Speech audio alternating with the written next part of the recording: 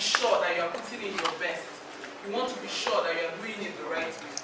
And when it goes beyond just relating to people, talking to people one-on-one, when you have to stand before a crowd, like I'm standing before you, or you want to, make a speech, or even moving forward when you accelerate in your career, and you find that you have to talk to a group of people, it is now the right time for you to know how to do it, so that you leave a lasting impression on people. When you speak to people, you make sense, you communicate, you pass on the message, and you pass on learning.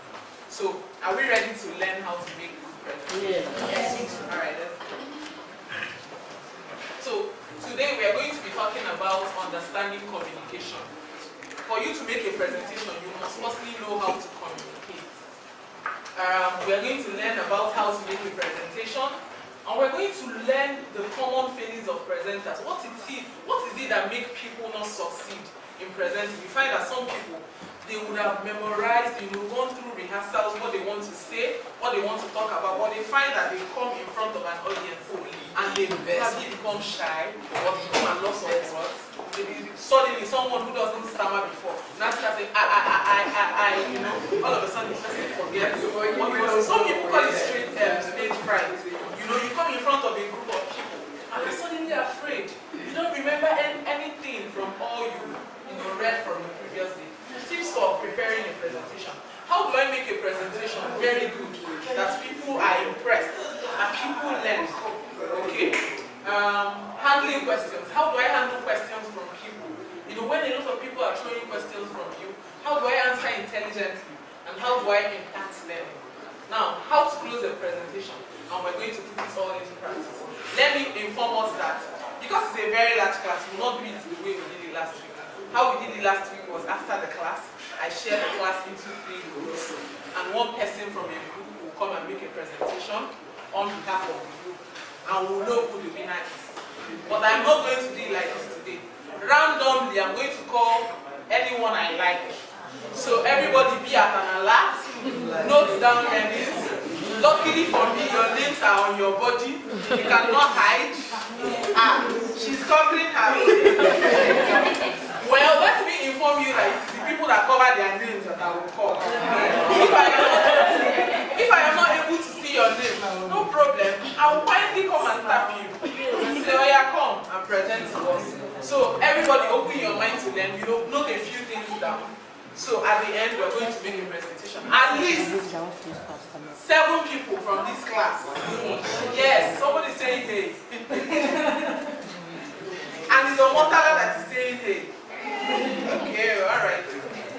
Halima is motionless. Like, okay, no problem. Whatever happens. And Frances is laughing. Alright. Alright, let's define presentation. Remember, your ability to present will become increasingly important. Okay, let's read this together. 1, 2, ready, go. Remember, refining your ability to present will become increasingly important every day of your working life, and it's an accessible part of your projects. It's accessible. Okay, so what is this telling us? Who can tell me what this line of thought is telling us? Halima, do you think you can tell me what this line of thought means?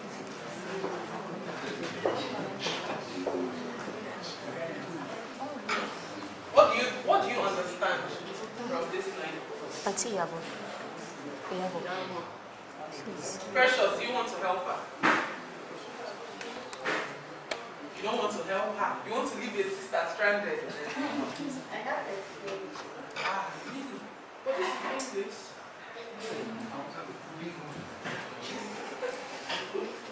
Okay.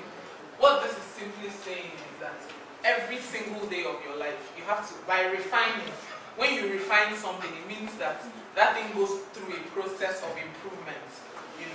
When you refine sugar, when you refine oil, everything you refine goes through a process such that it becomes better, such that it becomes improved. So every day of your life, it is important that you are able to improve the way you present to people. Now, the way you spoke when you are 3 years old should be better than the way you speak when you are 10. When you are 3, you can make disjointed sentences. You know, mommy, I want, you know, it shouldn't be so when you are 10. You should be able to make a lot of sense. And by the time you are older, by the time you are 15, a lot of us here are teenagers, you should be able to communicate intelligently. I had a very wonderful girl last week after the presentation. Other groups had 2 people present. I can't remember her name. She Chiamaka. She was here and she gave a wonderful presentation. Every other person in the group had 2, you know, but it was just her, and she impressed me. You know, she's a teenager just like all of you.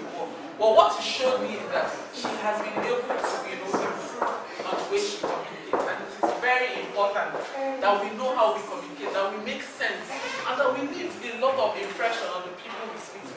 So you hear when somebody starts saying, wow, that girl is so intelligent. I wonder where she's schooling, you know. I wonder how she learns how to speak in that way. You know, to go meet people and you meet them and they say, that child is unintelligent. You give all sorts of distaste to the person's mind. Alright, so let's move forward. Now, like I mentioned earlier, there is no how you can present without communicating. Communication is key. Every day of our lives we communicate.